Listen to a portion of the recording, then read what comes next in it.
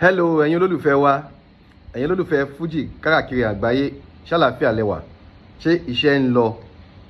Lénìí mo fẹ́ ṣe episode 2 content kan tí mo ṣe ní ẹnu ọjọ́ mẹ́ta yìí, tí mo sọ̀rọ̀ lórí bí àwọn A-list Fuji musicians wa bí wọ́n ṣe dúró ní 2026 yìí, most especially lórí streaming platforms èyí tí wọ́n ti ń rówó nìyẹn.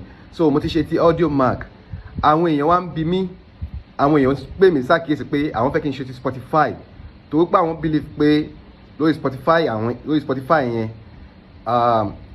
favourite àwọn á ṣe dáadáa ń bẹ̀. Mo bá ní kí wọ́n bá dàbí ojú ṣáájú torí èmi ò kí ń parọ́, mi ì mọ́rọ́ pa, mi ò mọ́ bá ṣe fabricate irọ́. Nínú diary tèmi Stardom Promotion, nínú diary tèmi Olúayé kò sí irọ́ ń bẹ̀ o. Torí pé kí ni?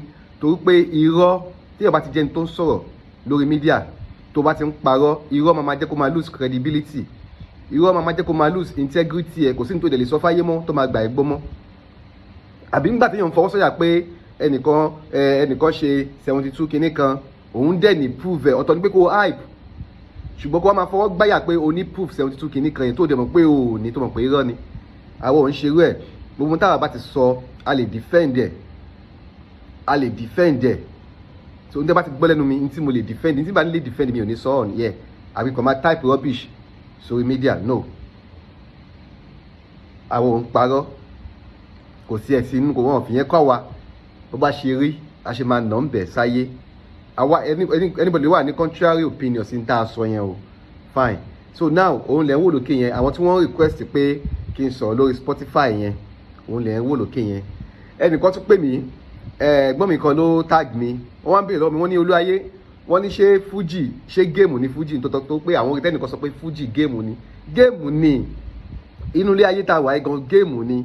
Tó o bá ti mọ̀ play dáadáa, tó o wise, wọ́n máa gba ẹsẹ̀ gbọ́n wá defeat ẹ̀. So Fuji music géèmù ni, oníkálukú ń ṣe kí ni, ó ń protect interest ara tiẹ̀ ni, oníkálukú ń protect interest ara tiẹ̀ ni.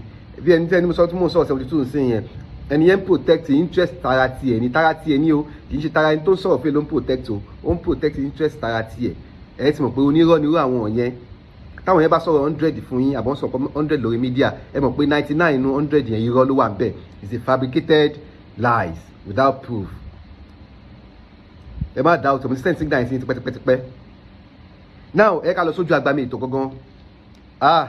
Lénìí lórí Spotify, màá máa fi àwòrán bí wọ́n ṣe dúró ní ọdún tó kọjá hàn yín sìn, màá máa fi àwòrán bí wọ́n ṣe dúró ní 2026 yìí, màá fi hàn yín. Ẹ wá máa drop comment yín sínú comment section.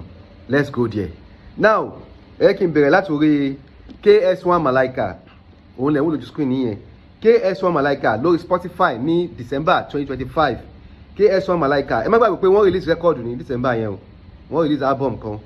Alhaji Pasuma náà release album ní 2025. Saheed Osupa release album.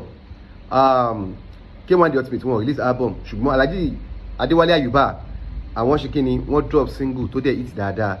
So àwọn márùn náà la máa lò bá ṣe lò lórí audio mark yẹn. A lo Pasuma ń bẹ̀, a lo Malaika, a lo Osupa, a lo Saheed, a lo Adewale Ayuba. So báyìí máa lò lẹ́ni náà nìyẹn. Now ẹ ká bẹ̀rẹ̀ from the bottom. Malaika, as at December 2025, Alhaji Sulaiman Alao Malaika, wọ́n ní 38,000 monthly listeners. Monthly listeners ní Spotify máa ń lò, àwọn ò kí ń lo streaming. So monthly listeners wọ́n máa ń lò, ó yàtọ̀ sí audio mark gédéǹgbé.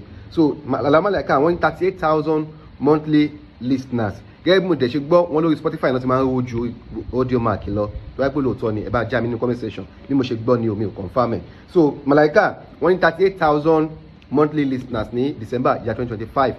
As at February tá a wà yìí, February tí mo ń ṣe kínní lọ́wọ́, February 7th 2026 tí mo ń ṣe show yìí lọ́wọ́, Alao Malaika, KS1 Malaika, wọ́n ti ní 46,300 monthly listeners.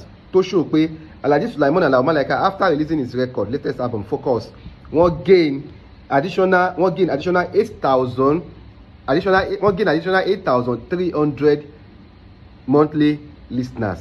Alao Malaika gain additional 8,300 monthly listeners in 2026. Fine, that's number 5. Number 4, Alhaji Pasuma, As at December 2025, I will not release record gold, greatest of all time. As at December 2025, Alhaji Adewale Pasuma won 58,700 monthly listeners lórí Spotify. Pasuma 58,700 monthly listeners lórí Spotify ní December. Ní February 7th tàwa 2026, Pasuma ní 60,600 monthly listeners. 60,600 monthly listeners on Spotify, which means pé Pasuma won't gain additional 1,900 monthly listeners. Pasuma gained additional 1,900 monthly listeners on Spotify for 2026 as it stands for now, February. Number 3, Alhaji Saheed Osupa. Alhaji Saheed Osupa Korede Mandator, Big Daddy mi nìyẹn. Ní December 2025, Alhaji Saheed Osupa ní 156,000 monthly listeners. Saheed Osupa wọ́n ní 156,000 monthly listeners as at December 2025. Báwo bá ṣe rí làwọn ṣe máa sọ, a ní fi ọ̀rọ̀ ṣègbè lẹ́yìn nìkankan, a ní fabricate irọ́ lórí irọ́. So Osupa 156,000 monthly listeners ní orí Spotify ní December 2025. Wọ́n ṣáná gan ní December yẹn.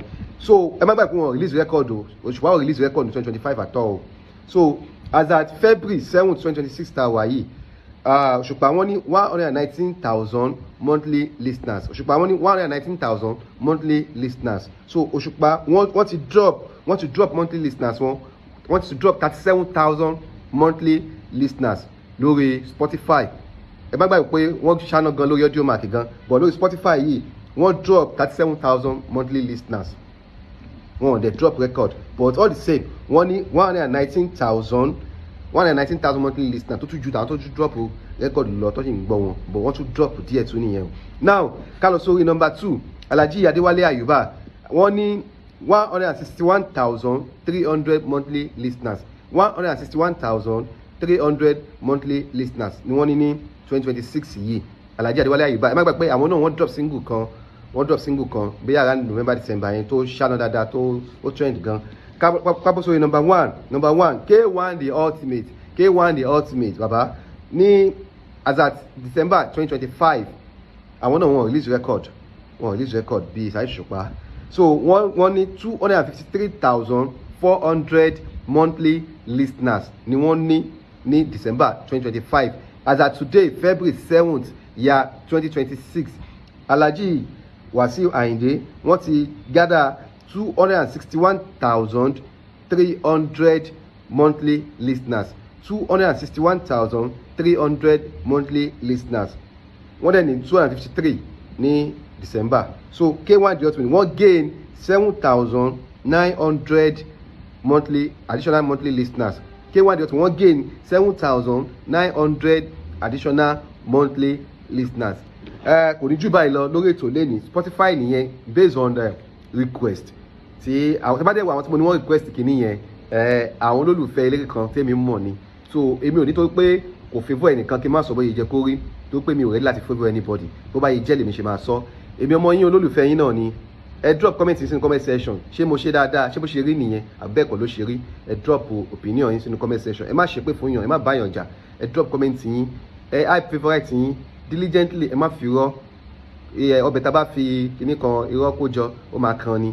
So ẹ bá mi share, ẹ bá mi like, ẹ bá mi subscribe, ẹ bá mi drop sensible comment sínú comment section. Èmi ọmọ yín olólùfẹ́ yín náà ni Olúayé Stardom Promotion ọmọ lálùbáríkà tí wọ́n ń sọ. Olúayé tí ò kì í ṣọ̀tẹ̀ tí ó bẹ́ẹ̀ nìkan jà tí ó lò lódì kankan. Ẹ jẹ́ ká máa bára wa lùfẹ́, ìfẹ́ olójẹ́ ká bára wa lò.